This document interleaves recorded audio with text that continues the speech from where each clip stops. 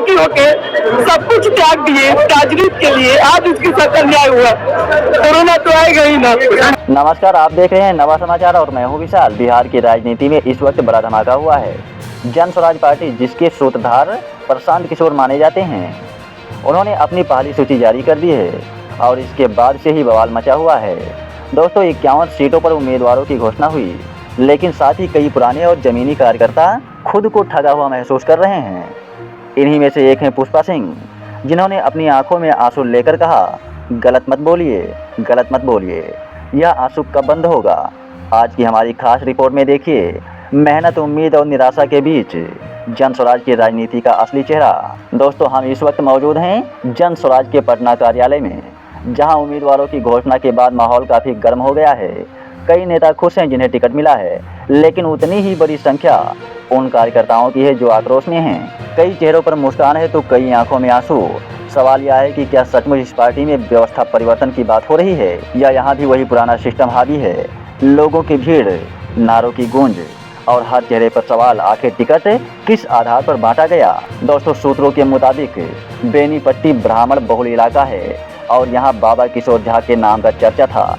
लोगों का मानना था कि अगर बीजेपी को कोई टक्कर दे सकता है तो वो हैं किशोर झा। लेकिन जैसे ही घोषणा हुई कि टिकट परवेज को मिल गया, पूरा माहौल बदल गया। हैरानी और गुस्सा दोनों देखने को मिले।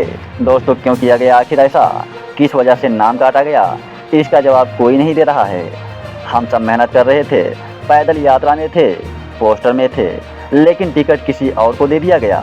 यानी कि नाराजगी सिर्फ टिकट को लेकर नहीं, बल्कि उस भरोसे के टूटने की है जो पिछले कई महीनों से कार्यकर्ताओं ने प्रशांत किशोर पर जताया था। दोस्तों, दूसरे कार्यकर्ता का बयान, हर पार्टी में थोड़ी बहुत असहमति होती है, लेकिन जन स्वराज में जो सोच है वह व्यवस्था परिवर्तन की है। ये सत्ता नहीं, सिस्टम बदलने की बात करते हैं। कुल मिलाकर पहली सूची के बाद पार्टी के भीतर विरोध के स्वर भी उठे, लेकिन केंद्रीय टीम का कहना है ये सब सामान्य है, पार्टी अभी नए ढांचे पर है और आगे और भी नाम जोड़े जाएंगे। अब आपको मिलवाते हैं उस महिला नेता से जिसकी आवाज़ आज सोशल मीडिया पर वायरल हो रही है। यह आंसू कब बंद होगा। नाम है इनका पुष्पा सिंह। इनका जिला है सारण। ये हैं सारण की रहने वाली, जिन्होंने जन स्वराज के लिए सब कुछ त्याग दिया।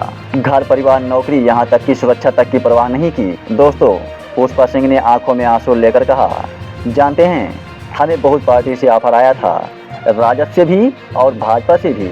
कहा गया था कि जिला अध्यक्ष बना देंगे, लेकिन हमने सब छोड़कर प्रशांत किशोर पर भरोसा किया। लड़की होकर सब कुछ राजनीति के लिए त्याग दिया। अब जब टिकट मिला तो किसी और को मिल गया।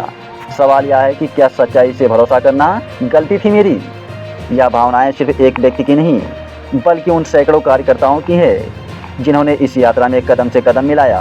पुष्पा सिंह बताती हैं कि उन्होंने 200 से ज़्यादा सभाएं की, सैकड़ों लोगों से जुड़ी, अपने घर को पार्टी का कार्यालय बना दिया, लेकिन जब टिकट की घोषणा हुई तो उनका नाम गायब हो गया। पुष्पा सिंह ने कहा, हमारे गांव में कोई जन स्वराज को जानता भी नहीं था। डर के माहौल में मैंने अपने घर में दफ्तर खोला, पीएलसी कार्ड, परिवार लाभ कार्ड, सब में सबसे ज़्यादा काम मेरा था। फिर भी टिकट दूसरे को दिया गया जो मेरे गाँव में घूमने तक नहीं आया।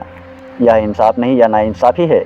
दोस्तों, जब हमने पुष्पा सिंह से पूछा कि अब आप क्या करेंगी, तो उनका जवाब था, भगवान करेगा, जनता करेगी। बनियापुर से सीट नहीं निकलेगी क्योंकि जनता की मेहनत का अपमान हुआ है यहाँ। दोस्तों, कुछ समर्थक कहते हैं कि यह तो हर पार्टी में होता है, हर कोई टिकट की उम्मीद रखता है, लेकिन सबको मिलना संभव नहीं होता। वहीं कई कार्यकर्ता मानते हैं कि चयन जातिगत आधार पर किया गया है। हमारे क्षेत्र में सर्वे हुआ, मेहनत का नाम हमारा आया, लेकिन टिकट किसी और को दे दिया गया।